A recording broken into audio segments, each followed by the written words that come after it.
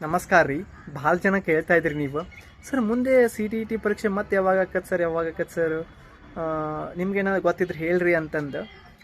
ಮುಂದಿನ C T E T ಪರೀಕ್ಷೆ ಇನ್ನೊಂದು 3 ತಿಂಗಳೊಳಗಡೆ ಆಗುವಂಥ ಸಂಭವನೀಯತೆ ಇದೆ.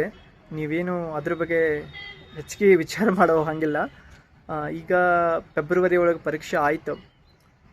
ಮಾರ್ಚ್ ಕೊನೆಗೆ ನಾನು ಹೇಳಿದ್ದೆ ನಿಮಗೆ, ಕೊನೆಗೆ ನಿಮಗೆ ಫಲಿತಾಂಶ ಸಿಗುತ್ತೆ ಅಂತ. ಏಪ್ರಿಲ್ ಮುಗೀತು. ಏಪ್ರಿಲ್ ಮೇ ಜೂನ್, ನಿಮಗೆ ಜೂನ್ ಒಳಗಡೆ ನಿಮಗೆ ಅಪ್ಲಿಕೇಶನ್ನ ನೀವು ಹಾಕ್ತೀರಿ ಅಂದರೆ ಅವಾಗ ನೋಟಿಫಿಕೇಷನ್ ಆಗುತ್ತೆ. ಜೂನ್, ಜುಲೈ, ಆಗಸ್ಟ್ ಕೊನೆಗೆ ನಿಮಗೆ ಪರೀಕ್ಷೆ ಆಗುತ್ತೆ. ನಾನು ನೋಡಿದ್ದೀನಲ್ಲ, ಆಗಸ್ಟ್ ಕೊನೆಗೆ ಪರೀಕ್ಷೆ ಆಗುತ್ತೆ. ಹಂಗೆ ಏನೋ ನಾನು 2-3 ಬಾರಿ ಬರ್ತೀನಲ್ಲ, ನನಗೆ ಹಂಗೆ ಅನಿಸಿದೆ. ಮತ್ತು ನೋಡಿದ್ದೆ ನಾನು. ಅಂದ್ರೆ ನಿಮಗಿದು ಎಕ್ಸಾಮ್ಗೆ ನಿಮ್ಗೆ ಹೆಂಗಂತಂದ್ರೆ ಇನ್ನೀಗ ಇನ್ನೂ 4 ತಿಂಗಳು ಉಳ್ದದ.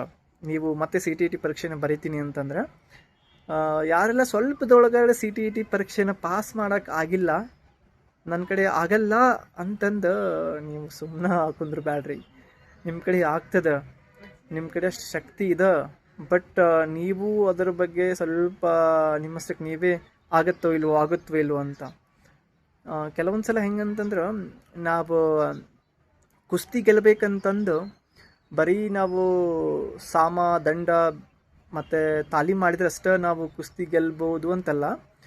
ನಾವು ಹಿಂಗೂ ಗೆಲ್ಬೋದು. ಹೆಂಗಂದರೆ ನಾವು ನಮ್ಮ ಯುಕ್ತಿನ ಯೂಸ್ ಮಾಡ್ಕೊಂಡು ಮತ್ತು ನಾವು ಕೆಲವೊಂದು ಟೆಕ್ನಿಕ್ಸ್ಗಳನ್ನು ಯೂಸ್ ಮಾಡ್ಕೊಂಡು ಕೂಡ ಕುಸ್ತಿ ಗೆಲ್ಬೋದು. ಸೊ ಹಿಂಗೂ ಕೂಡ ಇದೆ. ಅದನ್ನು ಡಿ ವಿ ಜಿ ಅವರು ಮಂಕುತಿಮ್ಮನ ಕಗ್ಗದೊಳಗೆ ಅದ್ಭುತವಾಗಿ ಹೇಳ್ತಾರೆ. ಹಂಗೆ ನಮ್ಮ ಕಡೆ ಇರುವಂಥ ಏನಿದೆಯಲ್ಲ ಅದ್ರ ಬಗ್ಗೆ ನಾವು ಒತ್ತು ಕೊಡೋಣ. ಏನಿಲ್ಲ, ಇಂಗ್ಲೀಷ್ ಬರಲ್ಲ ಅಂದರೆ ಪ್ರಯತ್ನ ಮಾಡಿರಿ, ಬರುತ್ತೆ. ಮತ್ತು ಪ್ರಶ್ನೆಗಳು ಅರ್ಥ ಆಗಲ್ಲ ಅಂದ್ರೆ ದಿನ ಓದಿದ್ರೆ ಅರ್ಥ ಆಗುತ್ತೆ. ಮತ್ತು ಈಗ ಏನು ಕ್ವಶನ್ ಪೇಪರ್ಸ್ ಇಲ್ಲ ಅಂದರೆ ತೊಗೊಂಡು ಪ್ರಾಕ್ಟೀಸ್ ಮಾಡಿದ್ರೆ ಬರ್ತದೆ.